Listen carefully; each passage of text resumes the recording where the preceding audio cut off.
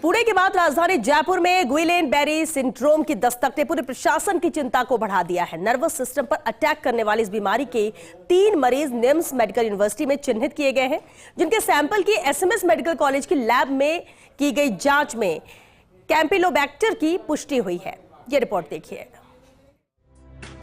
इन दिनों महाराष्ट्र के सोलापुर में गुइलेन बेरी सिंड्रोम के केस तेजी से बढ़ने से हड़कंप मच गया है। इस बीमारी में मरीज के नर्वस सिस्टम पर अटैक होता है, जिसके कारण मरीज में न्यूरोलॉजिकल डिसऑर्डर संबंधी परेशानियां आ रही हैं।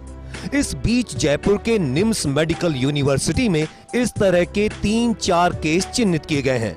इस बीमारी को लेकर एसएमएस मेडिकल कॉलेज में न्यूरोलॉजी डिपार्टमेंट के senior professor doctor Dinesh Khandelwal ने बताया कि बीमारी का सबसे बड़ा कारण अस्वच्छ खाना पानी है। हमारे लिए चिंता का कारण ये एंटीबॉडी ही बन जाती है शरीर की दुश्मन। गुइलेन बेरी सिंड्रोम की दस्तक को लेकर चिकित्सकों का एक्सपर्ट व्यू। एसएमएस के न्यूरोलॉजी डिपार्टमेंट के senior professor doctor Dinesh Khandelwal ने दी जानकारी। इस बैक्टीरिया से प्रभावित मरीज में बनने वाली एंटीबॉडी ही शरीर की दुश्मन बन जाती है। ये बैक्टीरिया किसी भी तरह से ह्यूमन बॉडी में प्रवेश करता है।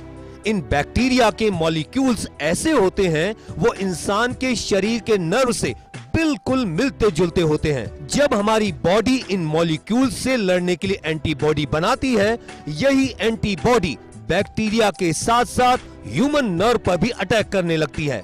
ये उनकी कवरिंग को डैमेज करने लगती है, जिससे नर्व में करंट का फ्लो कम होने लगता है और हमारे हाथ पांव में इसका प्रभाव दिखने लगता है। कई बार ये नर्व कवरिंग को इतना ज्यादा डैमेज कर देता है कि इंसान पैरालाइज हो जाता है।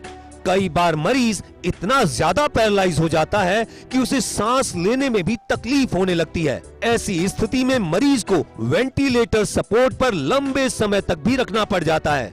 हालांकि ज्यादातर मामले में मरीज ठीक हो जाते हैं, लेकिन 5-8% केस में मरीज ज्यादा सीवियर हो जाता है। बीमारी के ये हैं लक्षण। शुरुआत में सुबह उठते समय ज्यादा थकान, चलने में दिक्कत महसूस हो रही है, हाथ पांव में झनझनाहट होने लगती है, जमीन पर बैठे व्यक्ति को उठने में परेशानी होती है, वहीं मसल पावर बहुत तेजी से कम होने लगती है। कई बार मरीज की आवाज में भी बदलाव होने लगता है। गुइलेन बेरी सिंड्रोम कोई नई बीमारी नहीं है।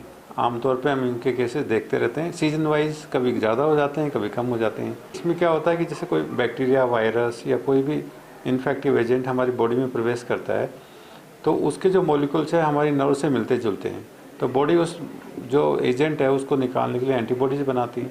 पर वो वायरस या जो बैक्टीरिया है वो तो निकल जाता है, लेकिन जो एंटीबॉडी जो बन जाती है बॉडी में, उनको ये नहीं पता लगता है कि वायरस है या नर्व है। वो नर्व सेल्स को अटैक करती है, जिससे जो नर्व की जो कवरिंग है वो हट जाती है, तो हमारी नर्व कमज़ोर हो जाती है। जैसे कि सिम्टम ये होते हैं कि जैसे हाथ पाँव में कमजोरी का आना या हाथ पाँव सुन्न पड़ना, ये सबसे शुरुआती सिम्टम है। गुइलेन बेरी सिंड्रोम के केस को लेकर चिकित्सा मंत्री गजेंद्र सिंह खींवसर का कहना है कि अभी कोई चिंता की बात नहीं है। हर मौसम में कोई ना कोई बीमारी एक्टिव मोड में दिखती है, लेकिन पूरा सिस्टम बीमारियों की रोकथाम के लिए अलर्ट है। जैसे आबादी बढ़ रही है, लाइफस्टाइल जो जैसे खराब हो रहे हैं, पोल्यूशन के साथ ये छोटी छोटी नई बीमारी, नए टैग लेके चल रही है।